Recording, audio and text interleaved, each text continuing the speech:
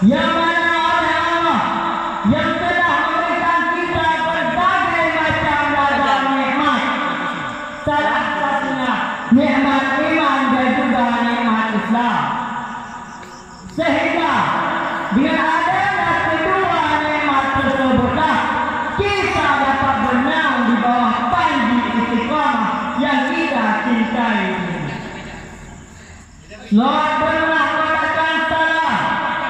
Marilah sama-sama kita lantunkan kepada seorang pemuda padang pasir, pemimpin padang Sahara.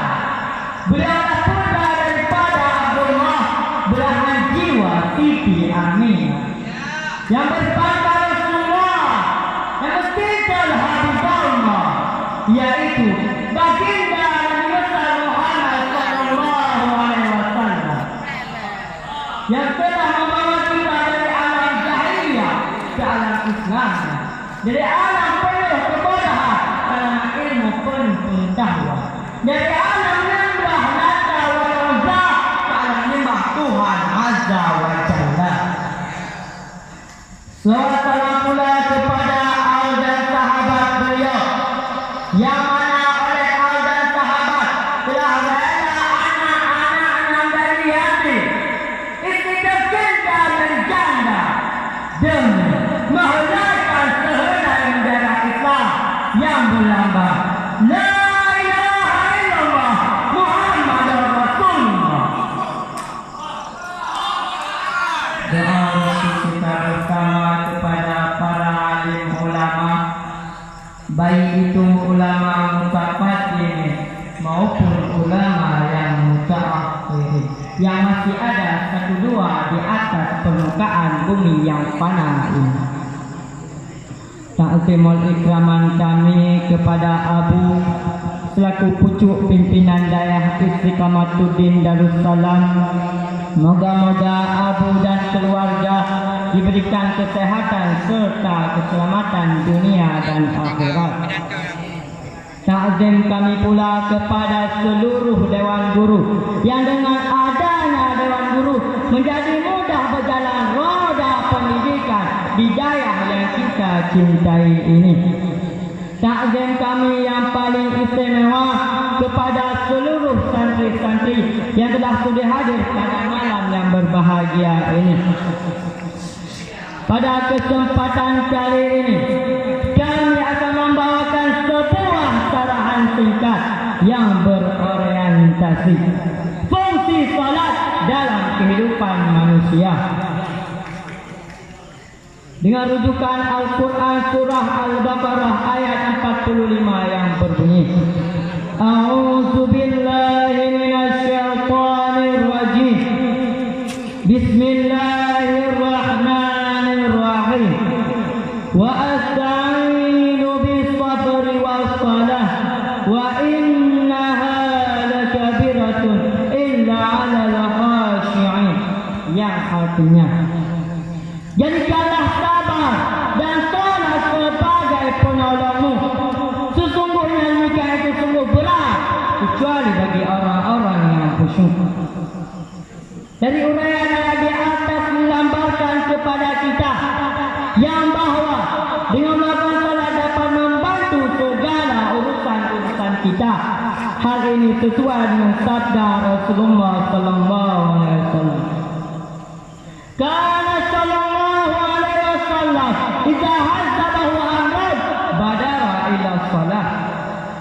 Nabi Muhammad sallallahu alaihi wasallam apabila terhirau dengan urusan duniawi, beliau segera melaksanakan salat. Dengan demikian jelas, dengan melakukan salat bukanlah penabrak ataupun penghambat urusan kita, tapi justru hadirin salat sebagai penenang pikiran dan penghapus segala kegundahan. Bahkan kelak di hari kiamat, salat yang ia kerjakan akan menjadi mahkota di atas kepalanya, hiasan badannya, penghalang antara dia dan neraka, dan di hadapan Tuhan timbangan berat ketika amal ditimbang. Kemampuan seorang hamba ketika melewati jembatan Siratal Mustaqim, dan solat pula menjadi kunci seorang hamba untuk memasuki surga ilahi. Ma'asyiral muslimin wa jumratul mu'minin rahimakumullah. Lalu timbul pertanyaan, apakah hikmah dan fungsi salat dalam kehidupan manusia? Ilmuwan Tiongkok Cina pernah membuktikan, dan penelitian ini telah diakui oleh Badan Kesehatan Dunia, menyatakan bahwasanya melakukan salat mengandung unsur-unsur kesehatan, baik dalam penyembuhan ataupun dalam pencegahan. Dari sini dapat disimpulkan bahwasanya Allah Subhanahu wa taala memerintahkan manusia untuk melakukan salat bukan hanya adalah sesi utakwaan saja, melainkan ada berbagai manfaat bagi kesehatan.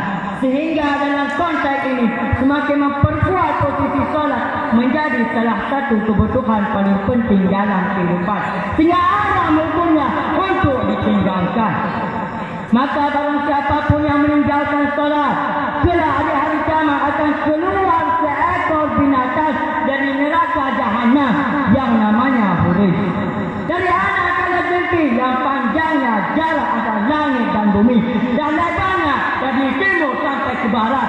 Maka bertanya mereka Jibril kepada si Hurais, "Hei Hurais, pergi ke mana engkau dan siapa yang kau cari?"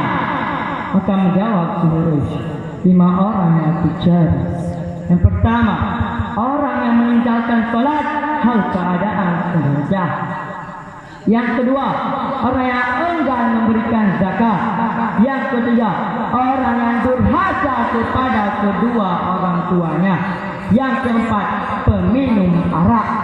Yang kelima, orang yang bercakap-cakap di dalam masjid hal keadaan dalam urusan duniawi. Kaum muslimin, muslimat, bunga surga terhormat umat Nabi Muhammad sallallahu alaihi wasallam. Namun hikmah terpenting, urgensi yang paling pokok dalam melakukan salat adalah salat mampu mencegah dari perbuatan keji dan mungkar. Hal ini sesuai dengan firman Allah yang terukis indah dalam mozaik Al-Quran. Surah Al-Ankabut ayat 45 yang berbunyi, A'udzu billahi minasyaitonir rajim. Bismillahirrahmanirrahim. Wa aqimis shalah innas salata tanha 'anil fahsya'i wal munkar. Yang artinya, dirikanlah salat, sesungguhnya salat dapat mencegah dari perbuatan keji dan mungkar. Yang dulunya pemaksiat, pemabuk, berzina, pelupa, kalau mau melaksanakan salat, maksiat akan musnah dengan salat yang istiqamah. Tetapi apabila seorang hamba mengerjakan salat, hal keadaan terpaksa ataupun lalai dalam salatnya, maka salat yang ia lakukan tidak dapat mencegah ia dari perbuatan keji dan mungkar. Bahkan kelak di hari kiamat, salat yang ia kerjakan akan terlempar ke arah wajahnya bagaikan kain domba tebal yang kotor. Ma'asyiral muslimin wa jumratul mu'minin rahimakumullah. Salat pula merupakan pemersatu umat, persatuan dan kesatuan akan terwujud ketika kita melaksanakan salat berjamaah. Dengan catatan kita perhatikan cara main dalam salat berjamaah, diatur dengan sedemikian indah, instruksif dan tertib. Yang datang duluan dia harus berada di barisan paling depan, yang datang belakangan dia harus berada di barisan paling belakang. Boleh jadi kopral datang duluan, maka ia harus berada di barisan paling depan dibanding Pak Jenderal. Semuriti datang dua, maka ia harus berada di barisan paling depan dibanding Pak Bupati. Bahkan hadirin, Ahmadiyya, orang nomor 1 di negeri Iraq, orang paling ditakuti oleh Amerika, ketika melakukan salat berjamaah, ia datang terlambat. Maka